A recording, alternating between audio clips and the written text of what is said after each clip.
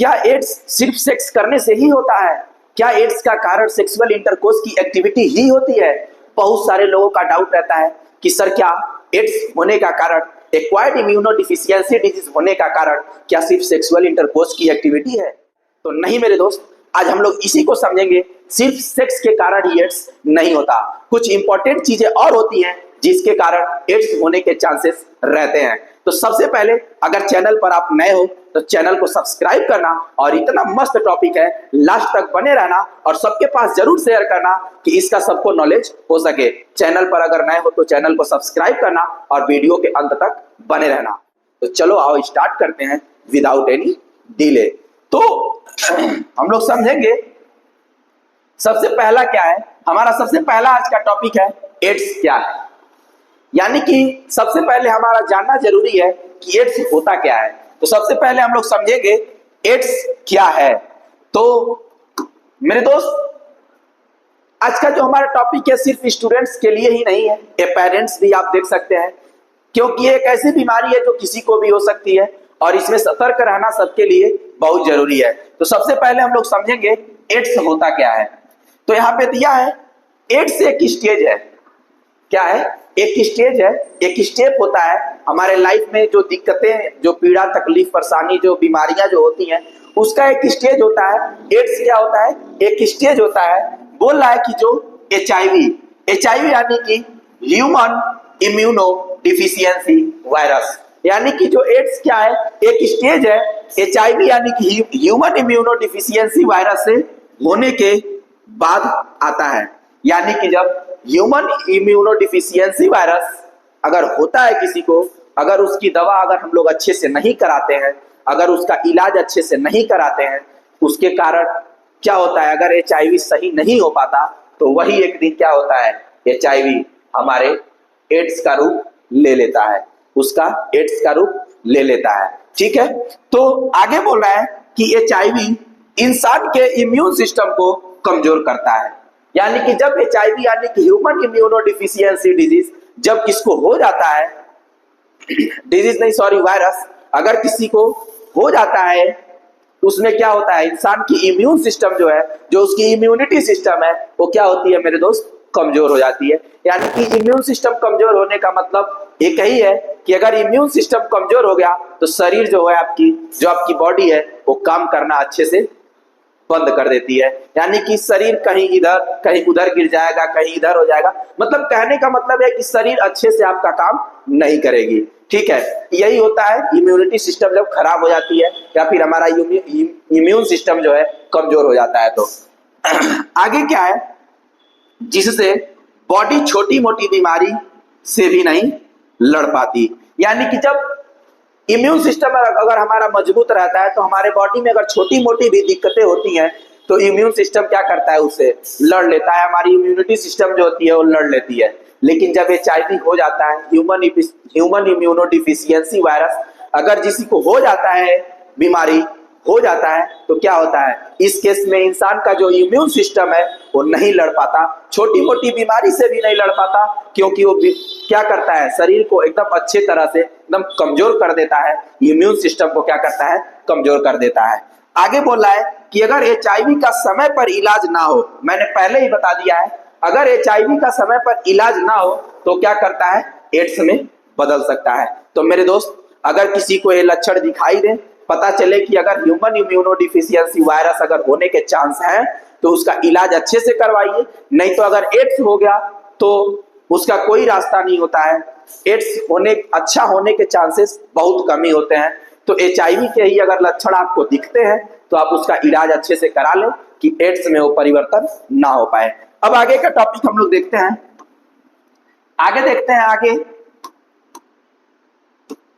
आगे हमारा टॉपिक क्या है? क्या एड्स सिर्फ सेक्स से ही होता है? हमारा टॉपिक, इस सबके मन का बहुत कंफ्यूजन वाला टॉपिक होता है कि क्या एड्स सिर्फ सेक्स से ही होता है? तो मेरे दोस्त, मैंने स्टार्टिंग में ही आपको बताया है कि एड्स का कारण सिर्फ सेक्स नहीं हो सकता, लेकिन हाँ, एड्स का कारण सेक्स होता भी है, लेकिन सिर्फ वही नहीं होता। आगे हम लोग समझेंगे कि इसके अदर रीजन भी हो सकते हैं। तो सबसे पहले हम लोग देखेंगे यहाँ पे क्या एड्स का कारण सिर्फ सेक्स ही होता है? तो सबसे पहले आप देख रहे होंगे, नहीं, एड्स सिर्फ सेक्स से नहीं होता। यानी कि जो हमारा एड्स जो है, एक्वायर्ड इम्यूनोडिफिशियंसी जो डिजीज है, सिर्फ क्या होता है, एड्स सेक्स से नहीं होता। HIV वायरस कई तरीके से फैल सकता है। यानी कि आपको भी पता है कि HIV वायरस से, अगर HIV वायरस अगर क्या होता है उसका, अगर हम लोग इलाज अच्छे से न कराएं तो वही एड्स में क्या करता है, परिवर्तित हो जाता है। तो वही बोल रहा है कि नहीं, एड्स सिर्फ सेक्स से नहीं होता, HIV वायरस कई तरीके से फैल सकता है। तो सबसे पहला जो हमारा इंपॉर्टेंट टॉपिक है मेरे दोस्त, सबसे पहला है, अगर सेक्स से फैलता है तो कैसे फैलता है? तो सेक्स से फैलने का मतलब है सेक्सुअल कांटेक्ट। यानी कि आज के समय में मेरे दोस्त, मेरा कहना बस यही है कि अगर आज इंसान को मैं देखता हूं, अगर शादी करने जाता है तो पूछता है कि क्या खाती हो, क्या हॉबी है, क्या बना लेती हो, क्या पढ़ती हो, क्या नहीं पढ़ती हो, क्या मतलब मेरे साथ तुम्हारी क्या उम्मीदें हैं। मतलब जो फिजिकली जो बाहर से दिखाई देता है, एक्सटर्नली जो दिखाई देता है इंसान, लड़की लड़के से, लड़का लड़की से पूछ लेता है या फिर पूछ लेती है। बट ये जानने की कोई कोशिश नहीं करता कि क्या लड़की को या लड़के को एड्स की तो दिक्कत नहीं है। क्योंकि मेरे दोस्त, शादी होने के बाद इतना तो फिक्स है कि तुम सेक्सुअल कनेक्ट होगे, सेक्सुअल कांटेक्ट जरूर होगा तुम्हारा। और शादी के बाद विदाउट एनी बैरियर हम लोग करते हैं मेरे दोस्त। ये नहीं सोचना कि मास्टर क्या पढ़ा रहा है, ये सब पढ़ने वाली चीजें हैं मेरे दोस्त। अगर यही अगर आज इंसान आज पढ़ता ना, तो उसके माइंड में कभी निगेटिविटी नहीं आती। NCERT क्लास 12 की उठा के देख लेना, बैरियर के बारे में एकदम फुल अच्छे से पूरी NCERT में बताई गई है कि किस तरह से हम लोग human health and disease chapter में, रिप्रोडक्टिव हेल्थ में थोड़ा बहुत टॉपिक बताया गया है, सब में बताया गया है। इसको जानने की कोशिश करना, कभी ये नहीं सोचा जाता कि मास्टर क्या पढ़ाता है मेरे दोस्त। After marriage without any barrier ही हम लोग सेक्सुअल इंटरकोर्स की एक्टिविटी करते हैं। अगर बैरियर का यूज कर लेंगे तो स्पर्म और ओवम मिलेंगे नहीं, तो आने वाली पीढ़ी, हमारी जो ऑफस्प्रिंग है, वो जन्म नहीं लेगी। तो अगर बिना विदाउट एनी बैरियर हम लोग यूज करेंगे, तो इसलिए पता करना बहुत जरूरी होता है कि क्या HIV का किसी को दिक्कत नहीं है, एड्स तो नहीं किसी को हुआ है।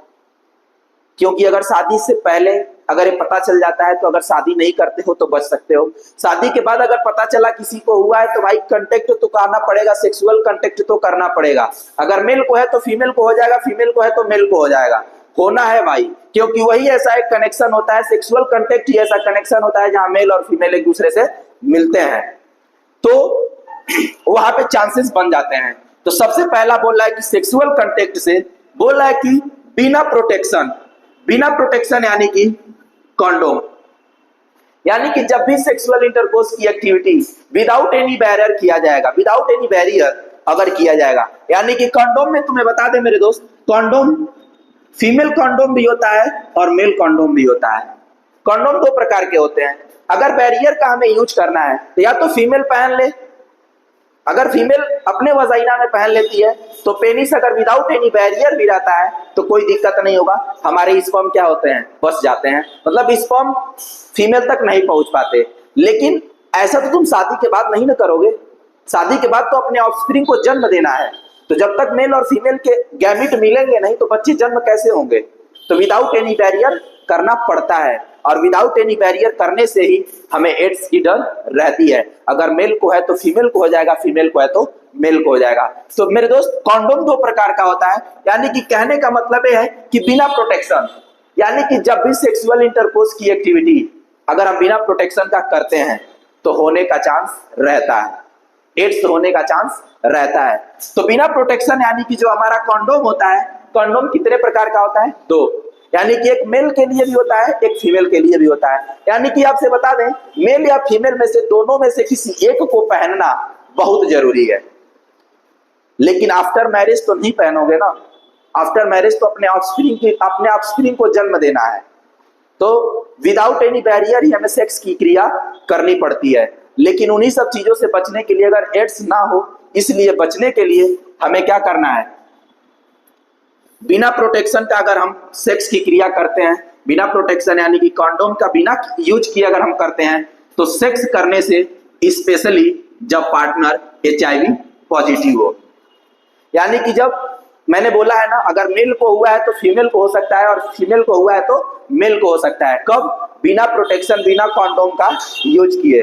यानी कि जब करते हो HIV पॉजिटिव का मतलब यही है मेरे दोस्त, यानी कि मेल या फीमेल में से दोनों पार्टनर में से कोई क्या हो, एक पॉजिटिव हो। यानी कि पॉजिटिव का मतलब किसी एक को हुआ हो। आया समझ में? तो इस केस में होना 100% चांस रहता है। तो विदाउट एनी बैरियर अगर हम लोग यूज करते हैं, तो इसलिए यहाँ पे जो हमारे पास कॉन्डोम के इमेज दिए गए हैं, आप जानते भी होंगे, देखे भी होंगे। इसका प्रयोग किए बिना अगर हम करते हैं, आफ्टर मैरिज तो करना पड़ेगा विदाउट एनी प्रोटेक्शन, ठीक है, करना पड़ेगा। लेकिन अगर आज के सोसाइटी में बहुत बच्चे, बहुत लड़के लड़कियां ऐसे हैं जो कर लेते हैं, उन्हें ज्ञात नहीं रहता इसके बारे में। ये सब सोसाइटी की पॉजिटिविटी लाने के लिए है मेरे दोस्त। सबके पास ज्यादा से ज्यादा शेयर करना, और चैनल पे नए हो तो चैनल को सब्सक्राइब जरूर करना, ठीक है। ज्यादा से ज्यादा शेयर करो कि सबके अंदर पॉजिटिविटी आ सके। तो बिना प्रोटेक्शन का हमें सेक्सुअल इंटरकोर्स की एक्टिविटी नहीं करनी है। शादी से पहले अगर करते हैं लोग, बहुत लोग, तब, क्योंकि उन्हें इसके बारे में ज्ञात नहीं रहता। और जब ज्ञात नहीं रहता तो भूल चूक से इंसान गलती कर बैठता है। और शादी के बाद तो भाई प्रोटेक्शन का यूज करोगे नहीं, क्योंकि ऑफस्प्रिंग को जन्म देना है, ठीक है। तो इस चीज को ध्यान में रखते हुए, ठीक है, तो कॉन्डोम दो प्रकार के होते हैं, मेल कॉन्डोम और फीमेल कॉन्डोम। यानी कि कहने का मतलब ये है, अगर वजाइना, अगर फीमेल कॉन्डोम पहने हो, अगर फीमेल कॉन्डोम लगाते हो, तो क्या होता है, वजाइना के अंदर उस फीमेल कॉन्डोम को क्या कर दिया जाता है।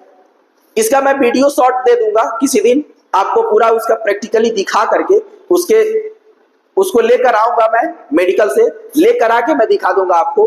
फीमेल कॉन्डोम जो होता है उसके वजाइना में क्या कर दिया था, इजेक्ट कर दिया जाता है। इजेक्ट करने के बाद जब फीमेल कॉन्डोम वजाइना में चली जाती है, तो पेनिस अगर विदाउट कॉन्डोम भी रहता है, तो अगर वो सेक्सुअल इंटरकोर्स की एक्टिविटी अगर करता है तो क्या होता है, विदाउट कॉन्डोम भी अगर रहता है तो क्या होता है, फीमेल के वजाइना तक स्पर्म नहीं पहुंच पाता। यानी कि फीमेल कॉन्डोम पहले से उसमें इजेक्ट है। या फिर अगर फीमेल नहीं पहनती है तो मेल को पहना दो। मेल को क्या करना है, कॉन्डोम को लेकर आना है, प्रोटेक्शन को लेकर आना है, और उसके पेनिस पे क्या करना है, चढ़ा देना है, पहना देना है, और तब जाके सेक्सुअल इंटरकोर्स की एक्टिविटी करो। कोई दिक्कत नहीं है, कोई भी एड्स होने का चांस नहीं है। अगर कोई पार्टनर पॉजिटिव भी है तो कोई चांस नहीं है होने का। बट मेरे दोस्त, शादी के बाद तो नहीं करोगे ना ऐसा।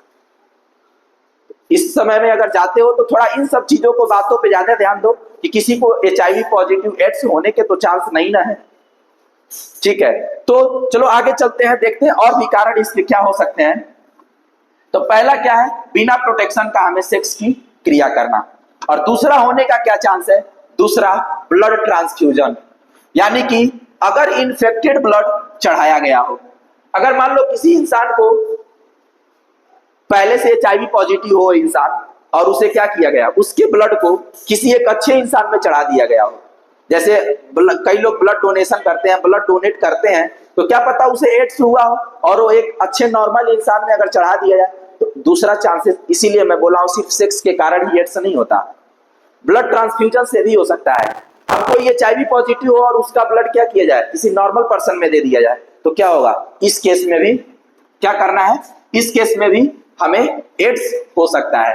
तो बचाव का कारण क्या है, इसके लिए क्या करना है हमें, इन्फेक्टेड ब्लड, यानी कि हमें क्या करना है दोस्त, इन्फेक्टेड ब्लड नहीं चढ़ाना है। क्या करना है, इन्फेक्टेड ब्लड नहीं चढ़ाना है। इससे क्या, इसका बचाव का कारण, साथ ही हम लोग बचाव भी पढ़ते चलते हैं। अगला क्या बोल रहा है, यूज्ड सिरिंजेस। कभी कभी ऐसे होते हैं कि यूज किया हुआ सिरिंज हम लोग किसी, मान लो किसी HIV पॉजिटिव पर्सन में यूज किया हुआ सिरिंज अगर नॉर्मल पर्सन में हम लोग यूज कर लेते हैं, इस केस में भी HIV होने का चांस, एड्स होने का चांस जो रहता है वो बन जाता है। तो इसके लिए क्या करना है हमें, HIV के लिए यूज सिरिंज प्रयोग हमें नहीं करना है। इन्फेक्टेड सिरिंज या नीडल का यूज करने से, जैसे ड्रग्स लेने वाले लोगों में, ठीक है, ड्रग्स लेने वाले जो लोग होते हैं उनका यूज किया हुआ सिरिंज अगर नॉर्मल पर्सन में चढ़ जाता है तो इसमें चांसेस ज्यादा होते हैं। तो कहने का मतलब है, इसका निवारण एक ही है कि क्या करना है हमें, क्या करना है, यूज किए हुए सिरिंज को यूज नहीं करना है, ठीक। अगला क्या है, मदर टू चाइल्ड। कभी कभी केसेस में ये केसेस अधिकतर होते हैं मेरे दोस्त मदर से चाइल्ड में, क्योंकि इसके बिना कोई रह नहीं सकता है।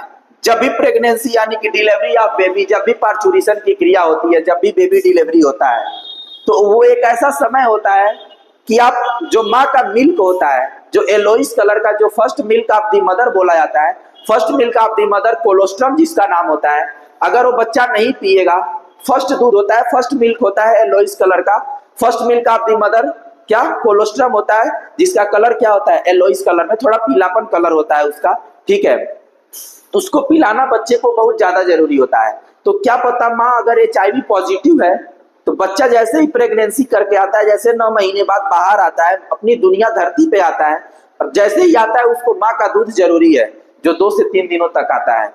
और उस केस में अगर बच्चा उस दूध को पी लेता है और माँ पहले से HIV पॉजिटिव है, तो उस बच्चे को भी होने के चांस रहते हैं, क्योंकि वो दिखेगा तब जब बच्चा बड़ा हो जाता है, तब उसके लक्षण दिखने चालू होते हैं मेरे दोस्त।